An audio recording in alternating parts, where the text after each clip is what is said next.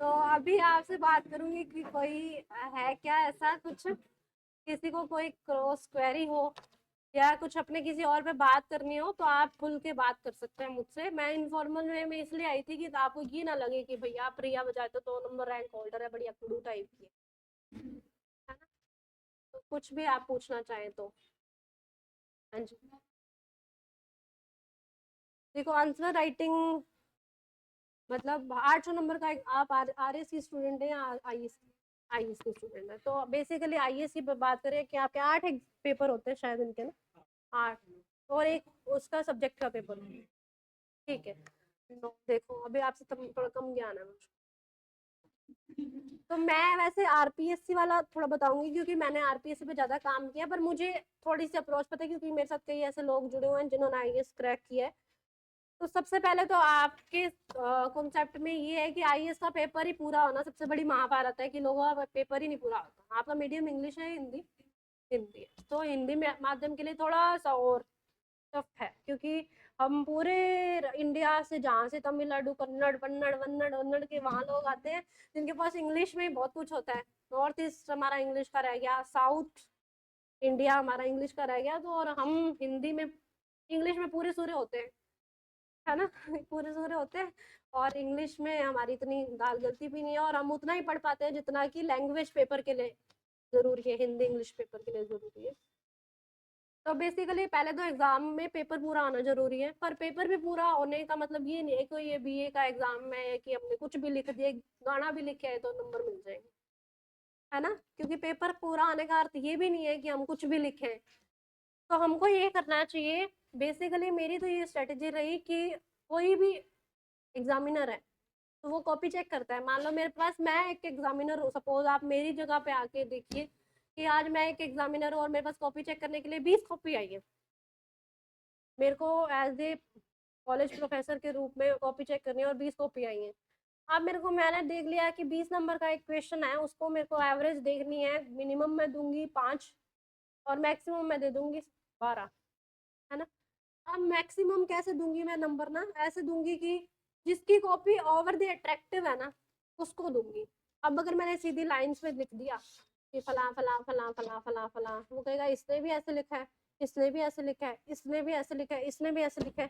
तो अब मैं कैसे जज करूं, मेरे पास इतना टाइम नहीं है, साथ में घर वाली भी तंग कर रही है, घर पे लेके गया हूँ कॉपी की ना, काम कर दो, बाजार के काम करके आओ।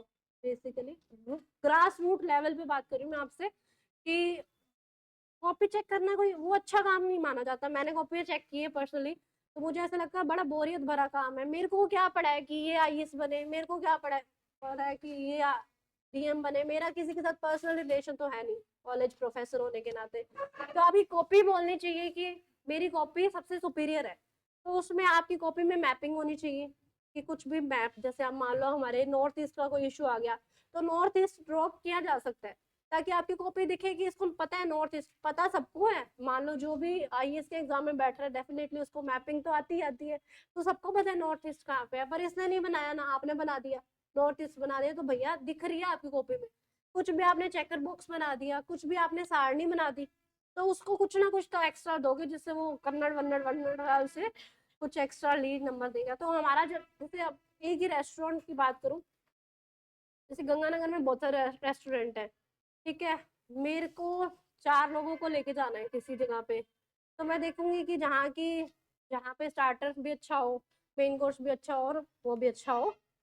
तो एक तो आपका प्लेटर है वो सजा होना चाहिए, सजा इन द सेंस ऐसे नहीं कि मैंने फूल पत्तियां बना दी, ऑफिशियली सजा होना चाहिए, जैसे कि एक अप्रोच एग्जाम की, मतलब वैरायटी होनी चाहिए, उसको पता होना चाहिए कि ये फला आदमी है कि कॉपी में क्रिएशन दिखाता है तो डीएम बन के भी क्रिएशन दिखाएगा। इन द सेंस की क्रिएशन ऐसे नहीं कि लोगों को माला पहना देगा, कभी किसी को कुछ माला पहना देगा, ये क्रिएशन नहीं, मतलब कुछ आप फील्ड में जाके कुछ नया करोगे, क्योंकि नवाचारी तो चाहिए गवर्नमेंट को, राजस्थान गवर्नमेंट को, इंडियन गवर्नमेंट को।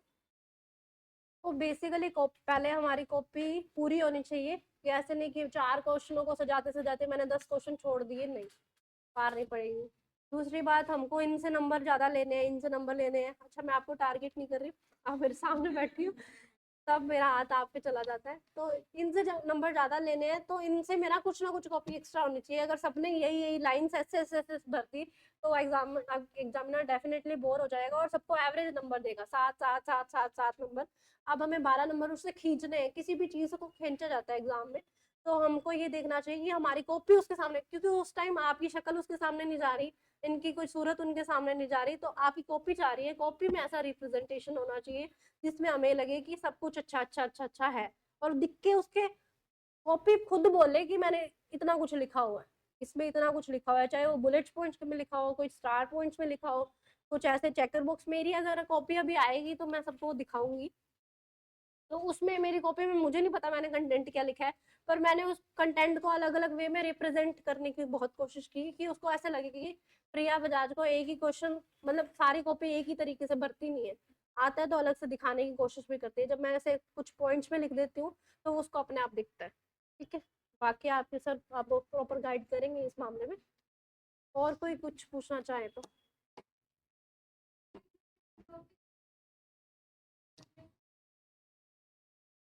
हम्म, इसीलिए तो आपके सर आपको घुमा रहे हैं, ताकि आरपीएस से आपको ना घुमा सके, यूपीएस से आपको ना घुमा सके। तो जब हम पे, वही तो कह रही हूँ, जब हम पे बार बार कोई चीज ठोक दी जाती है तो हम प्रॉपर वे में सेट भी हो जाते हैं। तो पहले तो हमको ये चीज में, जो सर हैं उनको हमारा हितैषी मानना चाहिए। कुछ भी कर रहे हैं तो हमको पीछे से गाली नहीं देनी, यार ये तो पढ़ाते कुछ और है, फिर घूम फिर के पूछ पूछ लेते हैं, हमारा कॉन्फिडेंस डाउन कर देते हैं। तो इनके प्रति थोड़ी सी पॉजिटिव वे में हमारी श्रद्धा होनी चाहिए। दूसरी बात कि कुछ भी घूम फिर के आ रहा है, ये आपको मैंने देखा कि यार जब जितने भी मैंने आज तक टेस्ट दिए, कोई 1000 से 1200 टेस्ट लिख दिए होंगे आज तक, पर जब आरपीएससी के एग्जाम में बैठी तब ऐसे लगा कि हाँ, ऐसा क्वेश्चन कभी लिखा ही नहीं। आरपीएससी का एग्जाम कभी ऐसे नहीं आता, यूपीएससी का तो डेफिनेटली, अगर आरपीएससी हमारी महाभारत बन रही है तो अपने आप में वो तो पता नहीं क्या ही होगी। तो कभी भी वो चीज नहीं आएगी, सीधी सीधी उठ के नहीं आएगी चीज, वो घुमा फिरा के पूछेगा, तो ये घुमाव आपकी तैयारी के लिए नहीं आएगा तो सीख जाओगे। आंसर की आती है अपनी, है ना, टेस्ट के बाद जो आंसर की आती है तो उसमें देखिए कि क्या चीज है और हमने क्या लिखी थी, फिर आप कंपैरेटिवली अगली बार जाएंगी ना तो अच्छी तैयारी के साथ जाएंगी।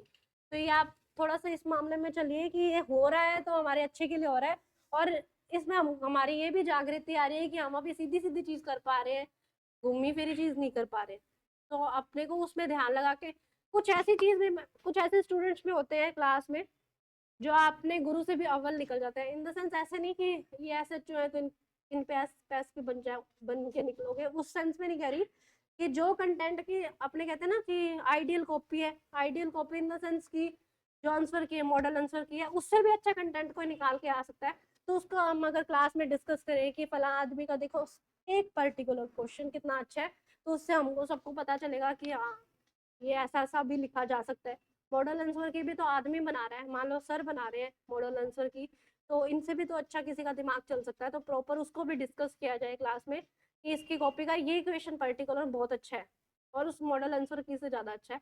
तो घूमे फिरे क्वेश्चन को आप थोड़ा सा इसमें ये लीजिए कि आपको घूमे फिरे ही बाद में टैकल करने हैं। सीधा कोई ये नहीं पूछेगा कि आप ये बता दीजिए कि सल्तनत काल में कैसा आर्ट एंड कल्चर था, ऐसा क्वेश्चन नहीं आता। ठीक है, और कोई कुछ बोलना है? अच्छा, आपने ज्यादा विमेन एम्पावर्ड है क्योंकि मैं भी बोल रही हूँ और इधर भी बोल रहे हैं, हमारी ये वाली लोग भी शांत है। हम पढ़ते कम है क्या? अच्छा, बताओ बताओ बताओ, किसने क्या पूछना है?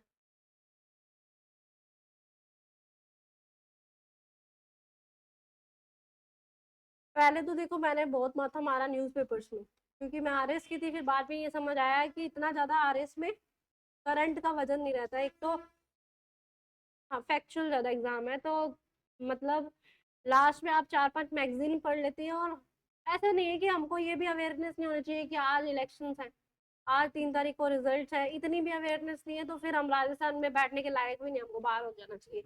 पर ये भी नहीं है कि भैया आज संपादकीय किस पे है, पहले प्रिया बजाज 3 3 घंटे एक न्यूज़पेपर में लगा देती थी। मुझे ऐसा लगता है अगर आप आरएएस में बैठ रहे हैं तो वो तुच्छ है। आप अगर 15 मिनट 20 मिनट आधा घंटा पौन घंटा अगर किसी न्यूज़पेपर को, एक स्टेट का जो न्यूज़पेपर कोई भी आ रहा है, पत्रिका भास्कर, किसी की भी एडवर्टाइजमेंट नहीं करने आई, जनरल वे में बोल रही हूँ कि एक कोई भी न्यूज़पेपर है उसमें हमारा अवेयरनेस होनी चाहिए और हमको पता चलना चाहिए कि देश विदेश में क्या हो रहा है, राजस्थान में क्या हो रहा है। और अगर आप यूपीएससी की स्टूडेंट है तो आपका सब कुछ न्यूज़पेपर है। तब आपको मैं ये चीज नहीं कहूंगी कि न्यूज़पेपर में माथा मत मारो, क्योंकि सारा पेपर आपका द हिंदू से द हिंदू के एडिटोरियल से ही आ रहा है। तो दो डिफरेंट एग्जाम है, दोनों एग्जाम की डिफरेंट अप्रोच है। अभी राजस्थान वाले उस माइंडसेट तक नहीं पहुंचे जिसमें उनको लगे कि हाँ जो आज का सिनेरियो है उसमें से चीजें पूछी जाए, ना कि मुगल क्या करके उससे आज राजस्थान को क्या मतलब है ना। तो दो दो एग्जाम है। पहले तो मैं आपसे पूछना चाहूंगी, आप यूपीएससी की हो क्या? यूपीएससी की हो तो फिर तो आप न्यूज़पेपर को मतलब दीमक की तरह आपको चाटना चाहिए। तो एडिटोरियल्स पढ़ने चाहिए, और कुछ ना कुछ ऐसा जो इकोनॉमिक्स का मेजर पार्ट है और जो अपने करंट की इशू है, ये दोनों चीजें अपने सिर्फ और सिर्फ न्यूज़पेपर से ही कवर हो सकती है। ऐसी कोई मैगजीन नहीं बनी जो यूपीएससी के एग्जाम को आपको कि मतलब मैंने 1 साल का न्यूज़पेपर छोड़ के और ये 2-4 मैगजीन पढ़ी है, चाहे वो दृष्टि की कोई मैगजीन आई है या कोई उसकी आती है, मेरे को लगता है विजन आईएएस की आती है, तो उसको कुछ नहीं कवर कर सकते जब आप डेली अवेयरनेस पे नहीं है। तो आपको बेसिकली 2 या 2.5 घंटे न्यूज़पेपर में बिताने चाहिए, बिताने इन द सेंस कि पेपर उसमें से आता है। जब तक आप न्यूज़पेपर नहीं पढ़ेंगे तब तक कुछ होने वाला नहीं है, शायद इसी वजह से हमारा कुछ नहीं हुआ है ना। चलो आपके साथ ट्राई करेंगे इसका यूपीएससी भी, अगर कुछ हो पाया तो। और कोई कुछ पूछना चाहे तो? हाँ जी।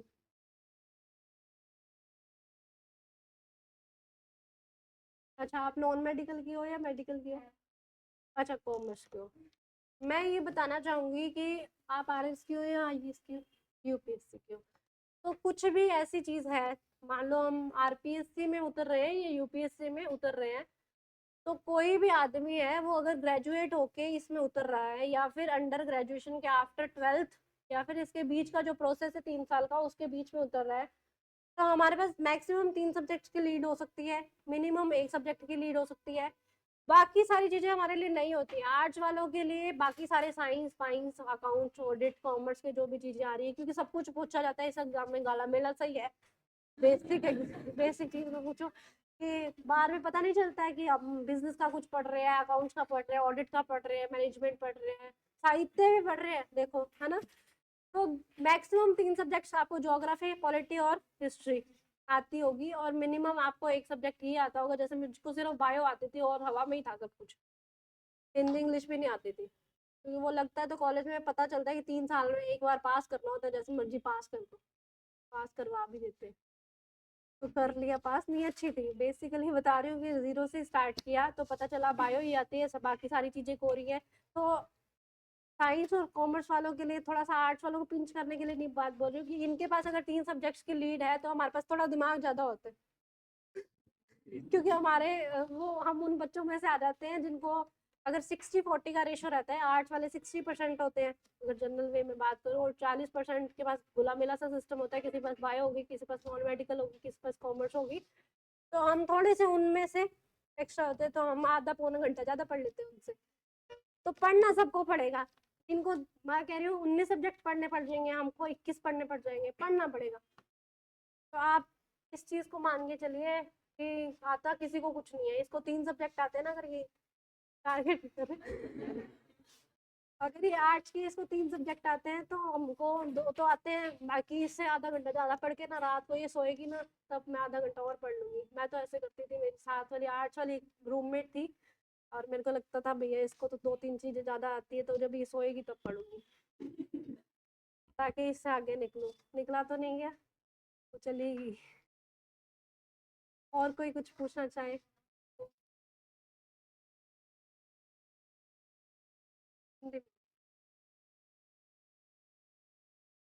तभी तो सर ने जो इंग्लिश की किताबें दिखाई ज्यादा समझ नहीं आई मेरे को, क्या है। और कोई कुछ पूछना चाहे? अच्छा, आप में से कोई सर्विस में है? नहीं है, ठीक है। क्योंकि उसके साथ थोड़ा मैनेज करने का ये दिक्कत आ जाती है। मैं उसके लिए भी कुछ ऐसे ज्ञान झाड़ जाती कि मैं सर्विस में थी, मैंने तैयारी करी थी, तुम भी कर सकते हो ना। टाइम ही टाइम है भैया, करना क्या है। सब्जेक्ट वाइज कुछ नहीं है, जो सब्जेक्ट हमको लगता है कि सर आज इसमें हमको पढ़ा रहे हैं, पहले तो अब आज जैसे सबसे बड़ी बात ये होती है कि हम क्या करते हैं कि आज तो इन्होंने मान लो मेरे को हिस्ट्री पढ़ाई, मेरा दिमाग अलग लेवल का चलता है। मैं पढ़ूंगा पॉलिटी की हिस्ट्री, तो ये पढ़ा रहे हैं पॉलिटी, में पढ़ लूंगा, 2 चीजें तैयार हो जाएंगी। ज्यादा दिमाग लड़ाना नहीं चाहिए। ये पढ़ा रहे हैं, पहले उसको तो पक्का कर लो, ठीक है। दूसरी बात कि हर बंदे का अलग अलग सेक्शन वीक होता है ना। तो हमको ये देखना चाहिए कि मेरे को क्या नहीं आता। जैसे मेरी राजस्थान बहुत वीक थी। आप आरएएस के स्टूडेंट है क्या? अच्छा, सारे आईएएस की हैं। मेरे को ऐसा लगता है मेरे आज आईएएस वालों से ही पाला पड़ रहा है, मेरे को आरएएस वाला कोई मिल ही नहीं रहा। अच्छा, सबका कुछ ना कुछ जरूर वीक होता है। जैसे मेरा राजस्थान वीक था, मुझे ऐसे लगता था कि राजस्थान का आर्ट एंड कल्चर तो मुझे समझ ही नहीं आता, बड़ा औखा सा याद होता था। मतलब मेरे को ऐसा लगता था ये जो ग्रामीण कम्युनिटी है ना राजस्थान की, ठेठ ग्रामीण की, घूंघटिया सा, लुंगड़ी, ये वो मेरे बिल्कुल पल्ले नहीं पड़ती थी चीज, रट नहीं पड़ती थी बेसिकली। तो कुछ ना कुछ आपका वीक होता है। जैसे बात वैसे जाओ आरएस में उतरता है तो उसे उसका सबसे बड़ा स्ट्रॉन्ग पार्ट राजस्थान ही होता है। मेरा सबसे वीक पार्ट राजस्थान था। मुझे ऐसा लगता था, थोड़ा मैं सिटी में रही हूँ तो ग्रामीण चीजें कम पता है मेरे को ना, बटे बड़े क्या होते हैं। जो आरएस के होंगे तो थोड़ा सा मेरे साथ सहानुभूति रख के और मेरे लेवल पे आ सकेंगे। आप थोड़ा सा आप हो मुझसे। तो ये चीज है कि कुछ ना कुछ तो वीक होगा ही। एक तो हमको जो क्लास में पढ़ा रहे हैं उससे डेविएशन कम से कम होना चाहिए। कि जो चीज चल रही है, मान लो आज हमारा मुगल काल चल रहा है, तो पहले मेरा मुगल काल तो मेरे को आ जाए, है ना। मैं पढ़ ये मुगल काल करा रहे हैं, मैं एंशियंट में पहुंचा पड़ा हूँ, वैदिक में पहुंचा पड़ा हूँ, और दोनों ही नहीं तैयार हो रहे, ना इधर का हूँ ना उधर का हूँ, बीच का कहीं का ही नहीं। तो बेसिकली कुछ तो कुछ तैयार हो जाना चाहिए।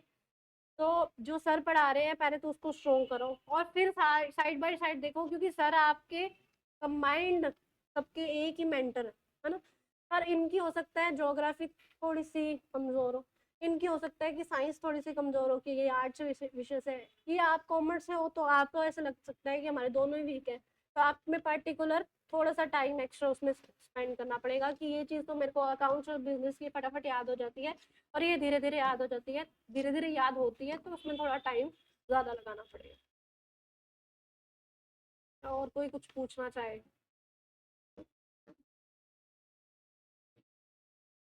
कोई भी बेझक पूछ सकता है। जैसे मैं बेसिकली इस बहुत रूट पे आके बात कर रही हूँ कि जो लैंग्वेज में बिल्कुल कोई ऑफिशियल लैंग्वेज में बात नहीं कर रही हूँ आपसे। तो कोई ऐसे हेजिटेशन मत रखिए। और यहीं आई हूँ मैं, और कहीं मेरे को जाना भी नहीं है, ऑफिस में ही जाना है लंच टाइम के बाद, 2 बजे है। तो कोई कुछ पूछना चाहे तो अपने कंटिन्यू करें।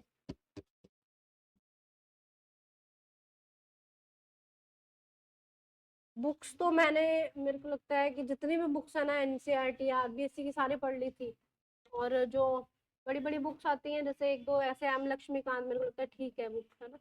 और बर्नवाल तब चलती थी, अब पता नहीं चलती कि नहीं। अब 2 साल हो गए, थोड़ा सा कम पढ़ाई की तरफ ध्यान है, ऑफिस में ज़्यादा टाइम रहती हूँ।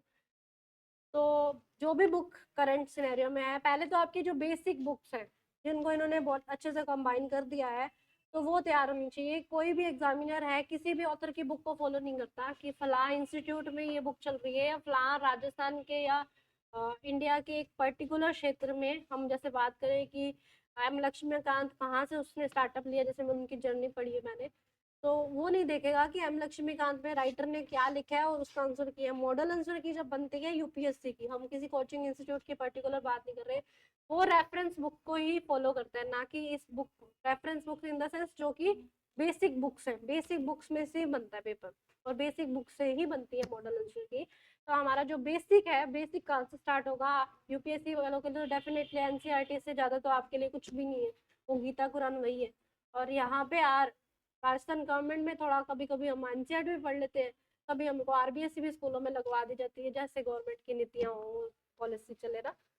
तो बाकी जो मैं थोड़ा सा आपको ये बात बताना चाहूंगी कि जो भी आईएएस की स्टूडेंट है, थोड़ा ब्रेन वॉश करने नहीं आई। मैं ये कहूंगी कि आप साइड बाय साइड थोड़ा राजस्थान में देखते रहिए, ताकि आप आरएस में भी उतर जाएं। क्योंकि अगर हमारा एक टारगेट अचीव हो जाता है कि एआर बनने के बाद, मैंने ये देखा कि अब प्रेशर बहुत कम हो गया है, सैलरी क्रेडिट हो जाती है हर महीने, पापा से लेने नहीं पड़ते, भाई को कहना नहीं पड़ता, दे चाहे देते, लड़कियों के इतने ज्यादा खर्चे नहीं होते। तो घुमाना नहीं है ना किसी को, हमको थोड़े ना घुमाने जाना है किसी को, हम तो घूम के आ जाएंगे। घुमाने नहीं जाना है किसी को कि किसी पे 4 पैसे लगाने पड़े। आदत भी कम होती है, थोड़ी सी कंजूस भी होती है, तो ज्यादा खर्चे नहीं है। मतलब 30-40 हज़ार अगर सैलरी आ रही है, 10-15 हज़ार महीना काट ही लेंगे कैसे ना कैसे करके। तो प्रेशर बहुत कम होता है। मेरे कहने का ये अर्थ है कि अगर आपने राजस्थान में है तो एक बार अपने को यहाँ भी थोड़ा सा ट्राई लेना चाहिए। अगर हमारे टारगेट्स बड़े हैं, मैंने बहुत सारे लोग देखे हैं, जैसे राजेंद्र पंचे मेरे साथ है, वो पहले एसडीएम थे, अब आजकल डीएम लखनऊ में है।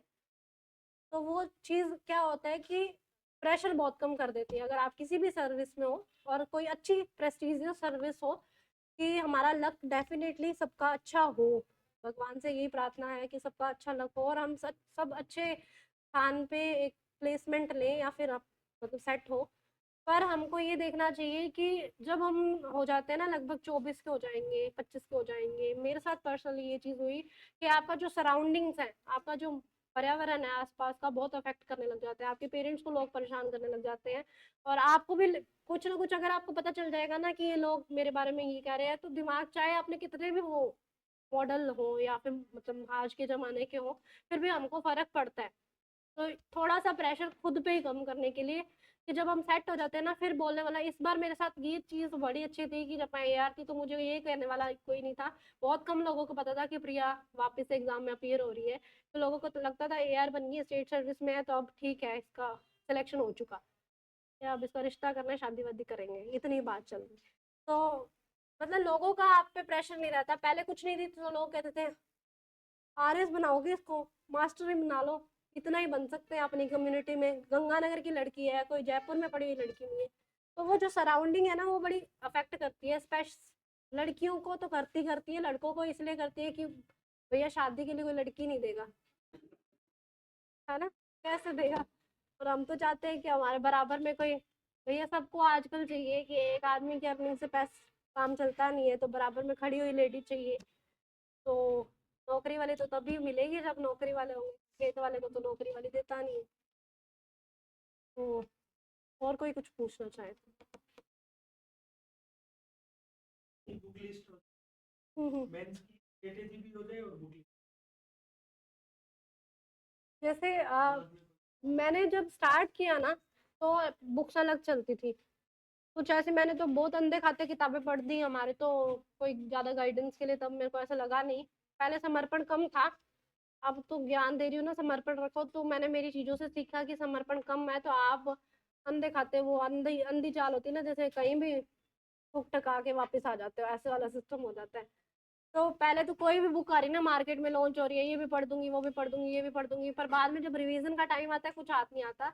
बेसिक बुक्स तैयार होनी चाहिए, सब बेसिक बुक सब चीज़ों की आती है। अकाउंट्स वालों के लिए 12th की, अगर अपने आरएस की बात करें प्रॉपर, तो आपके पास मैनेजमेंट की भी बुक आ जाएगी, आरपीएससी की ऑडिट की भी बुक मिल जाएगी। ढूंढना थोड़ा खुद को भी पड़ेगा, सर भी एक्सरसाइज करेंगे, और आपको इनकी हेल्प भी इस मामले में करनी चाहिए कि हाँ सर यहाँ भी अच्छी चीज़ है, अगर हम इसको भी ऐड ऑन करें, क्योंकि आपकी एक टीम भी है।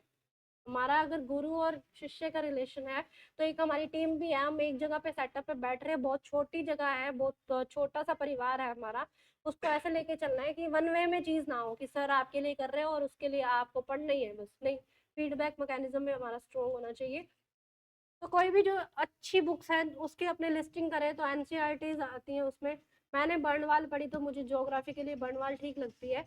और किरण गाइड अच्छी है इसके लिए, हिस्ट्री के लिए। उसमें आपका छोटे छोटे छोटे बड़ी मतलब है, थोड़ी सी वो कॉम्पैक्ट सी बुक है, पर उसमें दिया बहुत कुछ हुआ है।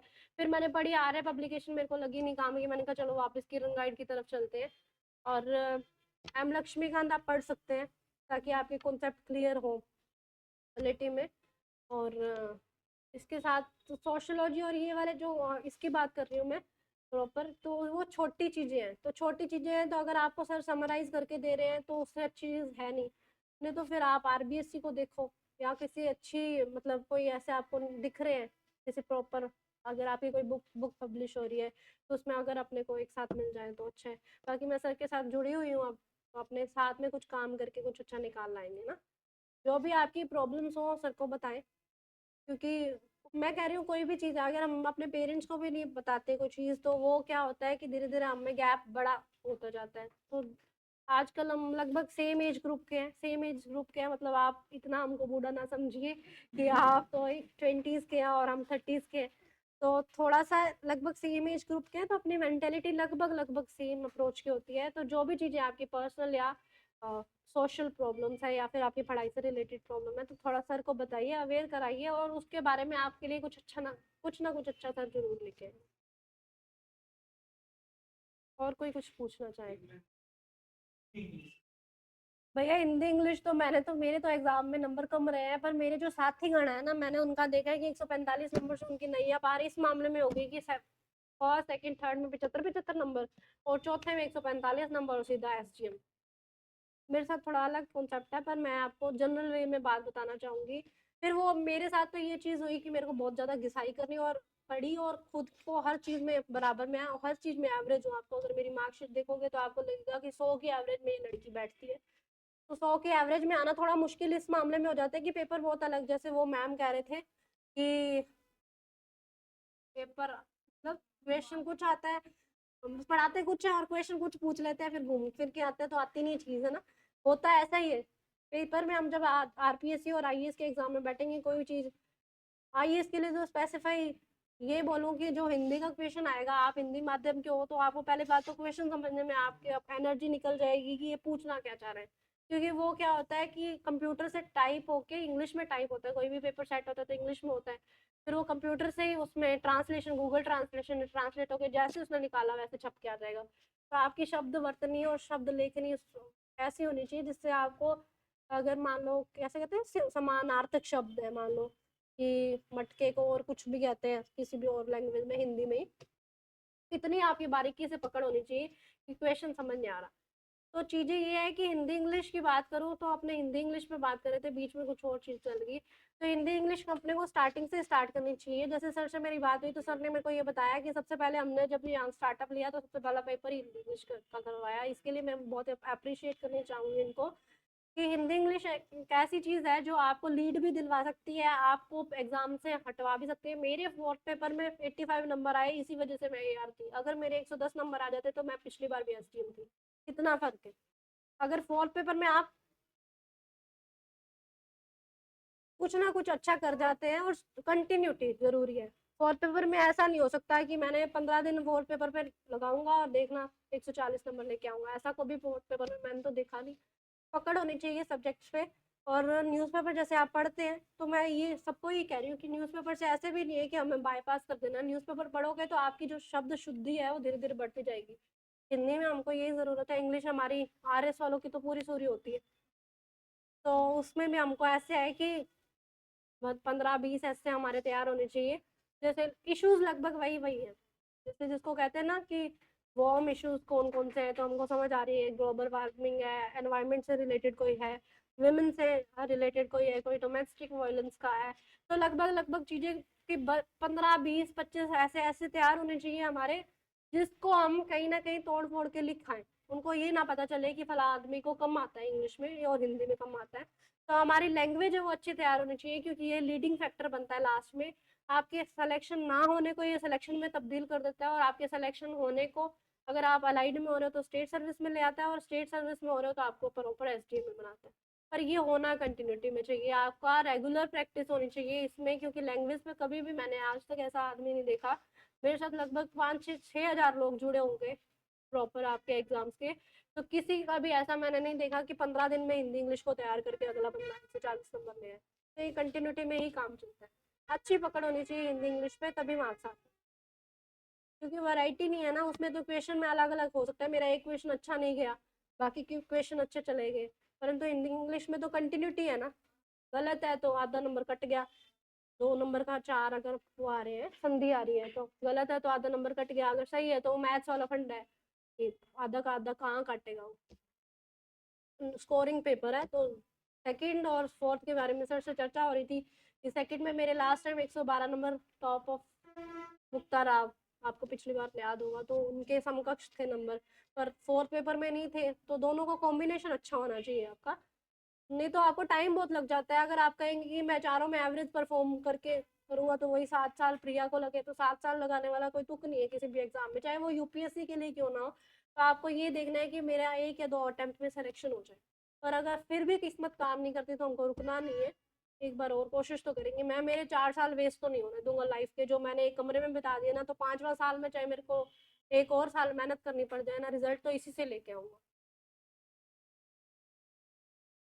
और कुछ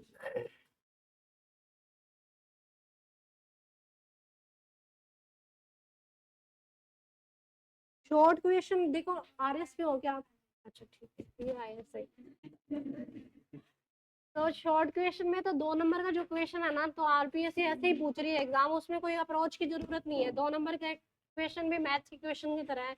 आते हैं तो आपको जैसे राजस्थान की जनगणना का पिछली बार क्वेश्चन आया था, तो महिला की जनगणना बता दो और पुरुष जनगणना, साक्षरता का क्वेश्चन आया था 2018 की बात करूँ तो अगर जिसको साक्षरता का डिजिट आते थे तो उसके 2 नंबर हैं, जिसको नहीं आते थे तो उसका नहीं है नंबर। फिर भी आपको कहूंगी अगर लिखने वाला कुछ आ रहा है, लिखने वाला आ रहा है तो जैसे उसने कुछ पूछ ही लिया, जैसे अगर भारतेंदु हरिश्चंद्र को 5 नंबर में से 2 नंबर का पूछा जाता तो कुछ ना कुछ उसमें एक्स्ट्रा डाल के आइए, कुछ ना कुछ। अगर वो एक्स्ट्रा नहीं डल पा रहा तो अंडरलाइनिंग या कुछ ना कुछ एक एक कंटेंट, अगर आपने मानो एक भी पंच मारा है ना उसमें, तो उसको दिखाने के लिए, क्योंकि वो अंधे खाते देखेगा ही नहीं। मान लो हो सकता है एग्जामिनर कॉपी चेक कर रहा है और मेरा ध्यान ऐसे है और मैंने यहाँ पे 2 नंबर टिका दिए, हो सकता है मेरा ध्यान ऐसे और मैंने 1 नंबर एवरेज में टिका दिए। तो अगर आपका अंडरलाइन किया हुआ है वापस मुड़ेगा ना, उसको 1.5 भी कर जाएगा, है ना, 2 भी कर जाएगा एक को बनाने में। तो आपकी कॉपी साउंड होनी चाहिए, साउंड इन द सेंस वो किसी भी, हो सकता है जैसे 2 नंबर में मैपिंग नहीं हो सकती, डायग्राम नहीं बन सकता उसमें, चार्ट नहीं बन सकता, कुछ भी उसमें है नहीं, तो आपकी अंडरलाइनिंग का तो आपके पास स्कोप है अगर वो लिखने वाला है। अगर वो फैक्चुअल है तो आपको फैक्ट आता है तो आपके 2 नंबर पक्के हैं, नहीं तो आपके 0 नंबर पक्के हैं।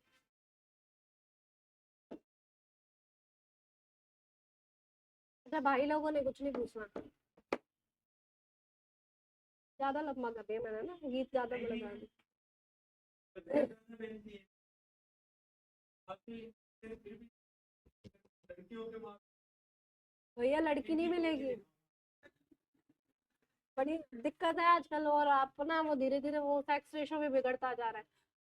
पढ़ लो, नंबर ले आओ, इनसे कम्पीट करा करो, बाद में कर लेंगे, सब कुछ मिलेगा, मिलेगा टाइम। कुछ पूछना चाहो? मैं चाह रही थी एक आधा आदमी तो और कुछ पूछ ले। हाँ जी।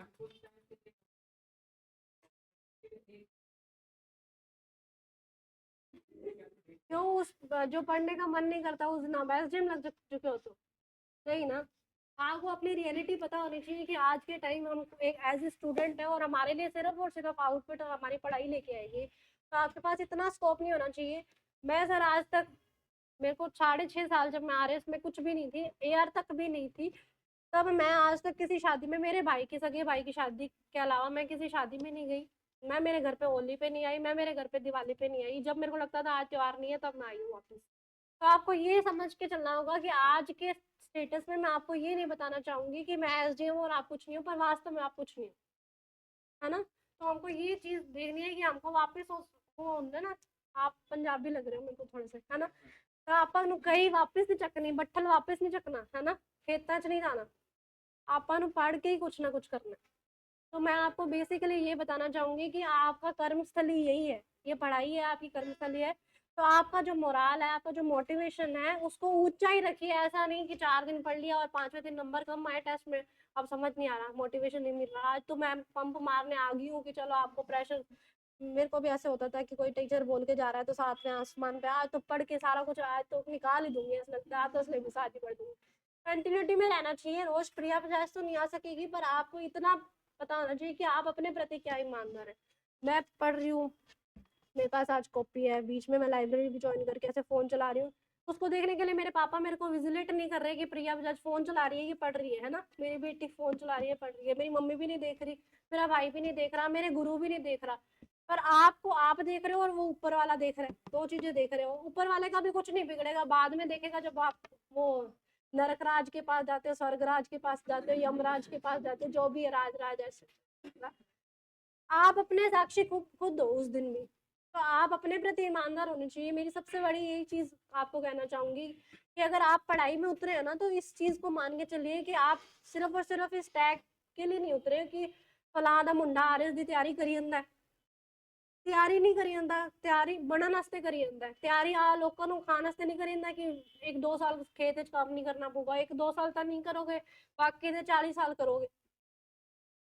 तो बहुत ग्राउंड लेवल की मैं बात बता रही हूँ, रियलिटी थोड़ा सा आपसे कह रही हूँ ना कि 5-7 साल ज्यादा बूढ़ी हूँ तो ज्ञान ज्यादा आ गया है।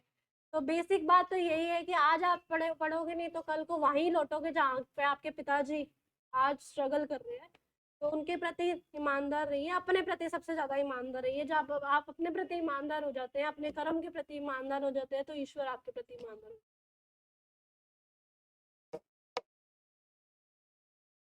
अच्छा, मेरा इंटरव्यू पहले तो 2018, हाँ 18 की बात करूं तो कटारा साहब थे, आजकल जेल में है। कोई बात नहीं। वैसे मैं बहुत उस हिसाब से गई कि मैंने इंटरव्यू के लिए 2018 में इतनी ज़्यादा तैयारी की, मुझे ऐसा लगता है कि मेंस में भी मैंने इतनी तैयारी नहीं की। राजस्थान के अगर 7 संभाग है तो सातों संभाग का कोई भी ग्रुप बना हुआ है। तब कोविड का टाइम था, आपको ध्यान हो तो 2020 का टाइम था, जो था 2020 से 22 का टाइम रहा, तो कोविड का टाइम था। तो उसमें क्या था, हमारे पास ये सोच नहीं था कि मैं जाके वापस से उस कोचिंग में या फिर मेरे गुरु के पास जाके इंटरव्यू दे सकूं। तो पर इंटरव्यू तो आरपीएस से तो लेगी, मेरी तैयारी नहीं है तब भी लेगी, और तैयारी है तब भी लेगी, दोनों तरफ से लेगी। अब मेरा सिलेक्शन कौन डिसाइड करेगा? मैं करूंगी आज के टाइम, या मेरी तैयारी करेगी? तो अब तैयारी करूं कैसे? तो जितने भी ऑनलाइन ग्रुप्स बन रहे थे, तो किसी में अप्रोच लगाई दोस्तों की। अब अप्रोच के लिए ऐसा तो था नहीं कि पिताजी मेरे एसडीएम लगे हों, उनकी अप्रोच चलाऊंगी, खुद की फ्रेंड सर्किल में कि यार तू ग्रुप में जुड़वा दे। तब छोटे छोटे स्मॉल ग्रुप बन गए थे ऑनलाइन के लिए। तब नया नया ट्रेंड चला था जूम का या स्काइप ऐप का चला था, जिसमें हम डिस्कशन करते थे, ओपन डिस्कशन करते थे। आज मैं आपके सामने इतना बोल पा रही हूँ सिर्फ उन्हीं वजह से। वो ग्राउंड मेरा वहीं सेट हुआ जब मेरे को ऐसा लगता है कि सिर्फ एक आदमी मेरे सामने बैठा होता था वीडियो कॉल पे, जैसे आपने वीडियो कॉल कर सभी करते हैं, तो face to face video call कर रहे हैं, तो एक आदमी से मेरे से बात नहीं हो रही, लड़खड़ा रही मेरी जुबान, मैं कुछ नहीं बोल पा रही। मेरे को आता बहुत कुछ है, 2018 में भी मेरे को ठीक ठाक आता था, तब भी मेरे को कुछ बोलना नहीं आ रहा। तो आपकी प्रैक्टिस इतनी ज्यादा हो जानी चाहिए कि आपको अगर नींद में उठा के भी कोई ऐसा बोल रहा है कि आज तेरे को इंटरव्यू देना है, अचानक से इंटरव्यू देना है, तब भी मेरे को इतना कॉन्फिडेंस रहना चाहिए कि कुछ ना कुछ तो पागल बना ही होगा। है ये खेल थोड़ा उनको कॉन्फिडेंस में लेने का, क्योंकि आपका इंटरव्यू बोर्ड सबके लिए नया होता है। मतलब मैं इस बार भी इंटरव्यू देने गई तो मेरे लिए इंटरव्यू बोर्ड तो नया था। इस बार मेरा संगीता मैम का बोर्ड था, लास्ट बार मेरा कटारा जी का बोर्ड था। 2 साल बाद वो आज सेम कटारा जी का भी बोर्ड होता, तब भी वो मेरे को याद थोड़ा ना रखते कि पिछली बार भी प्रिया आई थी, इस बार भी प्रिया आई थी। नहीं हो आप उनके लिए भी। तो बेसिकली आप उनके उनके सामने वन वे से मिलते हो और नहीं होते हो। तो आपका कॉन्फिडेंस इतने उच्च लेवल का होना चाहिए कि आप उनको कॉन्फिडेंस में ले सको। पहले तो आपका सेल्फ कॉन्फिडेंस इतना ऊंचा होना चाहिए। क्वेश्चन अलग अलग प्रकृति के होते हैं, इंटरव्यू की कोई रेंज नहीं है। वो आपके टूथब्रश से लेके कि आप कौन सा टूथब्रश यूज करते हो, तो आप कुछ भी पूछ सकते हैं कि ईरान इराक में क्या चल रहा है आज, उसका प्रधानमंत्री क्या सोच रखता है, इतना भी पूछ सकते हैं। हमको कहीं भी पहुंचा सकते हैं इंटरव्यू। कोई सब्जेक्ट नहीं है इंटरव्यू का, कोई लाइंस नहीं है कि इसमें से आपसे पूछा जाएगा। पर आपकी अप्रोच इतनी होनी चाहिए कि भैया हमसे कुछ भी पूछ रहे हैं ना, या तो मैं सॉरी कॉन्फिडेंस से बोल सकता हूँ कि मेरे से भी इंटरव्यू में, इस वाले इंटरव्यू में मेरे से कुछ चीज़ें पूछेगी, क्योंकि पढ़ाई से मेरा कट ऑफ हो चुका था, डिपार्टमेंट में मेरे को रोज जाना पड़ता था, तो ज़्यादा तैयारी नहीं हो पाई। लगभग मैंने 15 दिन इस इंटरव्यू की तैयारी की, तो उसमें समझ आया कि फैक्चुअल ज्ञान को तुम कितना रिपीट करोगे। अब लोग कहते होंगे कि मैं आज याद करता हूँ वही बात 3 महीने बाद पढ़ता हूँ तो याद नहीं होती। होता होगा आपके साथ भी ऐसे ना, कि अब वापस बैठता हूँ तो नई सी लगती है। ऐसे मेरे साथ भी हुआ, इतना 6-7 साल पढ़ने के बाद मेरे को ऐसा लगा कि आज तो तेरे को फैक्ट कुछ भी नहीं याद, आज तेरे को ये भी नहीं याद आ रहा कि बाबर कब मरा था, भूल गई है तू। पर तब आप में इतना कॉन्फिडेंस होना चाहिए, नहीं आता तो ईमानदारी से ये कह सकते हैं कि सर सॉरी ये फैक्ट याद नहीं है। पागल मत बनाओ उनको, वो आपसे ज्यादा जानते हैं, उनके पास फोन्स भी है। आपका फोन बाहर रखवा लेती है आरपीएससी या यूपीएससी, पर उसके पास फोन है, उसको तुम पागल बनाओगे, वो देख लेगा कि ये सन था क्या। है ना, झूठ नहीं बोलना हमको, उनके सामने सरेंडर कर दो कि नहीं आता। और जब आप उनके सामने सरेंडर कर देते हो, वो इनोसेंटली आपकी गलती को स्वीकार कर लेते हैं। अगर आपकी गलती भी होगी तब भी स्वीकार कर लेते हैं, और आपको नहीं भी आता तब भी स्वीकार कर सकते हैं। हम आइंस्टाइन के पुत्र या पुत्री तो है नहीं कि हमको सारी चीजें रटी हुई आएंगी और आईक्यू लेवल ओवर द 140 होगा। तो हमको बेसिकली थोड़ी थोड़ी थोड़ी थोड़ी चीज सब में कुछ ना कुछ आती होगी, थोड़ी थोड़ी थोड़ी चीज नहीं भी आती होगी। तो तैयारी ऐसी होनी चाहिए कि आप अच्छा बोल सको, आपको हेजिटेशन नहीं होनी चाहिए कुछ भी। अगर मान लो मेरी आज कोई तैयारी नहीं थी इंटरव्यू की, सुबह उठी तो ऐसा लग रहा था आज बुखार सा फील हो रहा है। बुखार खुद की तबीयत की वजह से, आपकी वजह से नहीं कि आज इंटरव्यू में जाना है। तो नहीं जाऊंगी, पहले सर को मना करने लगी, फिर मैंने सोचा कितनी बार इनको मना करूंगी, जा ही आती हूँ, कोई बात नहीं, गला ही तो बैठा हुआ है, जाए। तो मेरे को ये तैयारी नहीं थी, मैं तो इनसे प्रोग्राम ये पूछा कि आप पढ़ाते क्या क्या और कैसे चल रहा है ये कोचिंग का, कब से अपने स्टार्टअप लिया है। पर आपके क्वेश्चंस मेरे पास कभी पहले नहीं आए कि आप मेरे से ये पूछोगे, तो मतलब थोड़ा कॉन्फिडेंस था, तो आपको आज वापिस से कुछ बता पा रही हूँ। तो आप में इतना कॉन्फिडेंस होना चाहिए कि हमने जितना पढ़ा है उतना तो आपको बता ही आएंगे, और नहीं पढ़ा तो उसके बारे में सॉरी बोल आएंगे। तो इंटरव्यू मेरा दोनों अलग अलग टाइप के थे। पिछली बार इंटरव्यू था मेरा जो, उसमें गंगानगर का पूछा गया मुझसे, किन्नू विन्नू पूछा गया, गंगानगर की संस्कृति का पूछा गया, हिस्ट्री के कुछ क्वेश्चंस थे, मेरे पास स्क्रिप्ट पड़ी होगी, शायद सर को शेयर कर दूंगी मैं। तो अब वाली तो पढ़ी ही पढ़ी है डेफिनेटली, तो पिछले वाली शायद पढ़ी है मेरे टेलीग्राम ग्रुप्स में। तो कुछ भी पूछा जा सकता है उसमें, मेरे को ऐसे ज्ञान का पूछा गया था। और इस बार मेरा जो इंटरव्यू था मेरी सर्विस से रिलेटेड था, कोऑपरेटिव्स में मैंने उनको बताया कि मैं काम करती हूँ, तो कोऑपरेटिव से रिलेटेड था। कुछ मेरे जो ड्रेसिंग सेंस था, जैसे मैंने साड़ी पहनी हुई थी उस दिन, कुछ साड़ी से रिलेटेड उन्होंने क्वेश्चन पूछ लिए। तो मतलब आपके बालों से लेके टूथब्रश से लेके कुछ भी पूछ सकते हैं। मैंने साड़ी के लिए इतनी तैयारी नहीं की थी कि साड़ी के बारे में पूछेंगे, तो उन्होंने ये भी पूछ लिया आपने साड़ी कौन सी मार्केट से, कहाँ से, कौन सी शॉप से ली है। तो अवेयरनेस होनी चाहिए उस दिन, अपन ने ये याद आ जाना चाहिए कि ये साड़ी। और फिर अगर मान लो मेरे को किसी ने गिफ्ट भी करी है तो मेरे को इतना याद होना चाहिए, सर ये मैंने परचेज नहीं करी है, मेरी गिफ्टेड है। शॉप नंबर तो शायद हमको याद ना हो, पर हम एग्जैक्ट बता सकते हैं कि जयपुर गई थी बापू बाजार में, ये वाली मार्केट है हैंडलूम एम्पोरियम, वहाँ से साड़ी ली थी, तो वहाँ से आगे। तो कुछ भी पूछ सकते हैं इंटरव्यू में। अगर सर्विस से हो तो सर्विस वाला पूछ सकते हैं, हो सकता है कई बार ऐसा हुआ है, मैंने देखा है कि होते वो सर्विस से पूछते आपको वो सब्जेक्ट्स का है, और उतने में पजल हो जाते हैं बच्चे, फिर समझ नहीं आता है कि सब्जेक्ट्स तो भूल चुके होते हैं, सर्विस में आने के बाद आदमी सब्जेक्ट भूल चुका होता है। पर आपको वो टेस्ट भी कर रहे होते हैं सेम लेवल पे कि एक एसडीएम को आपको एक एसडीएम बनाना है, डीएम बनाना है। तो रोज लोग आके ऐसे ऐसे ठोक के जाएंगे, आपके ऑफिस की टेबल ऐसे ठोक के जाएगी जनता, वो जनता जो कि बिल्कुल निरक्षर है, साक्षर नहीं है, उनको पढ़ाई लिखाई से कोई मतलब नहीं है, वो उनका अपनी मांगे कि भैया हमारे घर तो खेत में पानी नहीं आ रहा, उसको चालू करवाओ, एसडीएम की जिम्मेवारी है। मेरे आज वो इंतकाम नहीं हो रहा, इंतकाल वाला काम नहीं हो रहा, तो आज एसडीएम की जिम्मेवारी है, तो उनसे भी आपका पाला है, तो वो टेस्ट भी कर रहे हैं कि एसडीएम बना रहा हूँ तो भैया प्रेशर कर सकता है क्या सहन, वो प्रेशर भी आपको देते हैं। और कोई कुछ बात करना चाहे तो।